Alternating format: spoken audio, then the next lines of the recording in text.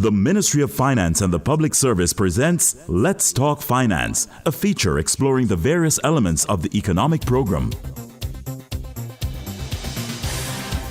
Welcome again to Let's Talk Finance here on Nationwide 90 FM. My name is George Davis. My guest this week is Ms. Carlene O'Connor, Deputy Financial Secretary, Public Enterprise Division in the Ministry of Finance and the Public Service. Welcome. Thank you very much, George. Good. You are here this week because we're talking about public corporate governance, public bodies corporate governance to be precise, and an awards ceremony that is being held, not for the first time, to recognize those public bodies which have excelled in this particular area.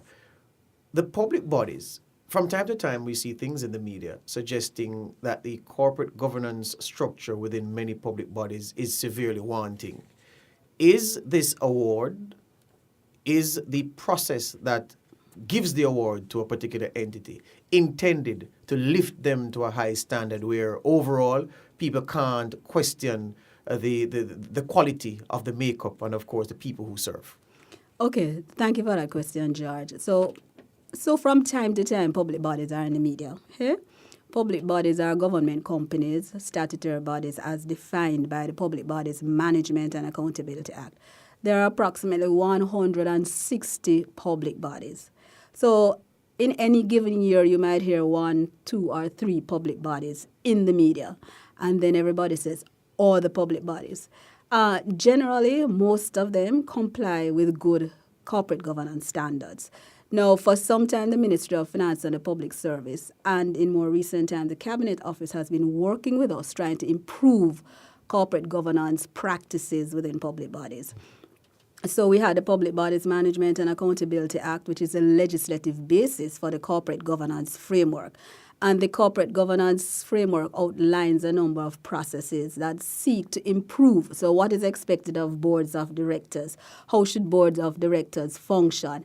Public bodies should have an internal control with their audit committees. And all of those things are there, and we encourage them. The whole business of nominating boards, right? These board members, what kind of competencies should they bring to a board to improve the operations of public bodies? And, of course, so that the public can benefit more from the public bodies. This last year, as you said, was our first Corporate Governance Awards. The idea is to incentivize those ones who are doing very well. Yes. Because, of course, we hear about the ones who, from time to time, you have some missteps. But the ones who are doing well, we never hear about them, right? So we are trying to incentivize those ones, as well as trying to encourage the other ones to say, come on, guys, you can do it too. It is a process, it is a journey, and we have seen improvement over the years. So we want to highlight those ones and not just so the bad ones are that come to PAAC or PAC and everybody knows about those. But how do we try to encourage the others? I hear a lot about processes in what you say. And I find, from having written the news myself for a few years relative to some people, but a long while for others, that it's not often that the process is questioned where public bodies and corporate governance is concerned, but rather the individuals themselves. You spoke about the skill sets they bring, but then people ask, okay, so you bring so-and-so and put them on a board. Do you train them to function on the board?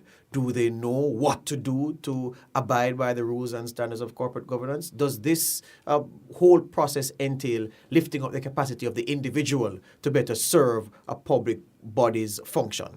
Okay, so public sector, private sector, 2 different creatures, eh? Yes. 2 different objectives, different skill sets.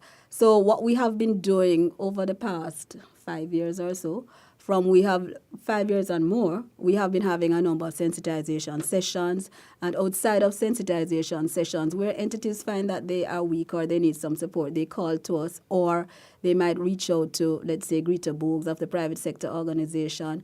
We have Mrs. Anne-Marie Roden, who is a former Deputy Financial Secretary in the Public Enterprises Division, and persons go out to help them to say what it is that is expected of a public body, what is expected of you as a director on a public body. So they are apprised of the government policies, what it is that they need to do, how they need to function. And recently the board performance and evaluation instrument was approved by cabinet, and we're rolling that out, and it is to say, hey, look, you're a director on a board.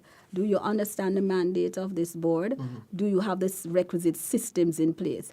Assess yourself, assess your board, how it is functioning. And then we want to see, where are the gaps? How can we improve on those gaps? Yes. So those are some of the things that we try to encourage, and we try to get public bodies to step up. Right, and a number of them, as I said, have been improving, and which we're very grateful for. That board instrument you spoke of, is that instrument crafted based on examples you would have taken from elsewhere, outside of Jamaica, for instance, or is it a refinement of our own processes over time, over the intervening years? Actually, that instrument was developed with the help of an overseas consultant, but we looked at the Jamaican scenario, how it is that we could modify that, how it could best apply to the Jamaican scenario. And we had consultation, because what we try to do with all of these corporate governance tools and instruments that we are developing is to have broad-based consultation to ensure that persons understand, okay, so this is what you're aiming to achieve. How do we achieve this? What is your role? Do you understand? Yes. Right? So we had an overseas consultant who looked at what happens in other jurisdictions, but then we also had a local consultation with the public bodies, academia, certain, what do you call them now, the private sector groups, a number of groups to get them to understand where it is that we want to go and where we intend to go. Speaking of the private sector and public sector being different creatures, you said that at the top of this discussion. What is the degree of similarity between the corporate governance framework within a private entity and that you'd find in the average public sector entity? Okay, so my colleague, I can call her that, Miss Greta Bills, if she were here. They have been working. She is the chairman of the corporate governance of the private sector organization, corporate governance committee. Greta has been working with us for a number of years now in trying to build out and to roll out the corporate governance framework in the public bodies. So the similarities, you're looking at systems and you're trying to hold persons accountable. Yes. Right? And you're trying to create value. The private sector wants to create value. Government wants to create value. The private sector is more driven by a profit motive. Yes. But there are a number of other objectives that apply to the public sector. So you have a number of constituents. How do we create value in our entities so that when persons, let's say, go to the NHF, National Health Fund, to get their drugs, how can they get their cards quickly? How can they benefit when they go to the hospitals? So the service motive and meeting those broader government objectives, and that might be the difference. But effectively, efficiency, the use of resources, those are similarities that we'll find between the public sector and the private sector. The thing for me is this over time, Carlene, is there are some individuals who serve as board chairmen. I know we're into the gender neutral thing, but for me, a chairman is a chairman. Right, with a not woman a or man. problem. Because you're not a woo person, so why they say chairperson? You're a woman, man. Anyway, so it's right. So you have some people who, over time, they're always board chairmen, and they've served in many capacities in many parts of the public sector. But you almost find that the longer their tenure goes on, then their involvement is narrow. What I'm saying is you don't get some of the I don't want to call them stars, but the big ticket chairmen going to troubled boards to lead and to lend their experience there. Almost as if the bigger you get as a board chairman, the longer you've served, the restriction in the number of areas that you can serve in. So you don't spread the talent around to bring up new people who are placed on new boards for new entities. You just keep the ones that you have who've served you successfully in a narrow area rather than lending them across the public sector to give that level of support. Is that something that is addressed by the framework, whether now or is envisaged to be applied to lift the overall standard? Okay, so in lifting the standards as to who is appointed to a board and what skill sets they bring, the Cabinet also recently approved the board nomination, selection and appointment policy. I spoke to the board competency policy earlier that was also approved. And Minister Clark has been championing and speaking to that policy, which we are working on right now, trying to bring that into being.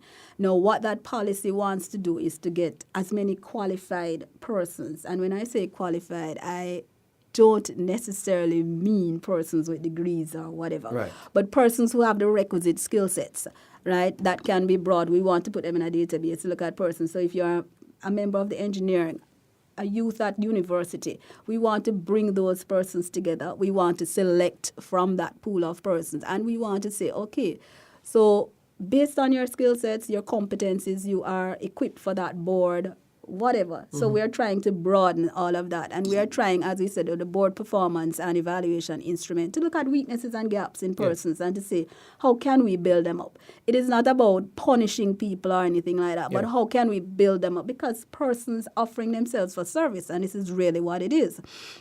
So there's a recognition on our part that we need to improve those skill sets. There is also, you spoke about persons being on a board for ad infinitum or periods going on. The board nomination and selection policy addresses the tenure for which a person can continue to serve on a board. So yes, there are some boards and some chairmen who are very strong, and those entities continue to be strong. But we have seen the gaps, and that is why we are building all these instruments to see how best, with the help of the private sector organization of Jamaica, how best we can improve the standards in the other public And I guess bodies. that answers the question, too, of someone who served as a senior member of a board in health, in the health area, who believes that they can't serve anywhere else because they're an expert on health. You're not there because you're an expert on health. You're there because you're an expert at management, at corporate governance. So they would probably feel offended if asked to serve in another area, say agriculture. But you want to spread the talent around, don't you? We want to spread the talent around. And as we said, there are some basic competencies that would be on every and any board. So general management skills, legal skills, accounting, HR skills, but some specific skills. So if you're an agronomist, perhaps you'd want to go to, which entity would that be now? One of those agricultural entities, the Coffee JACRA, right? Jamaica Agricultural Regulatory Authority. If you are into finance, so can we have those skill sets on the Development Bank of Jamaica board or the National Housing Trust board? But some basic skills, as you said, in terms of general management and governance, certainly we want to have those persons move around. But of course, that is also, too, the prerogative of the minister and the cabinet who signs off on these things. I guess another discussion another time will be about, I used to get so many complaints about board directors of boards who wanted to come and run day to day, manage the place, and but that's another story. The award ceremony this year is December 13, is it? Is it correct? December 13. Yeah, Wednesday, December 12th. Wednesday, December 12th. Okay. And it is the award categories that you're awarding in the broad categories? So the broad categories, Best Overall Corporate Governance Awards, right? So that would go to the person who fits in all of those categories. And you have a special awards, right? Best Annual Report Award and the Best Website Award. So those are two of the categories that we're looking at for the public bodies. All right. Anything that improves the websites and across the public bodies, I'm all for it. All right. Thank you very much, Carlene. All the best to you. Thank you very much, George. All right. So Ms. Carlene O'Connor, Deputy Financial Secretary, Public Enterprise Division, Ministry of Finance and the Public Service. Public Bodies Corporate Governance Award 2018, Wednesday, December 12th. It's coming. That was Let's Talk Finance, brought to you by the Ministry of Finance and the Public Service.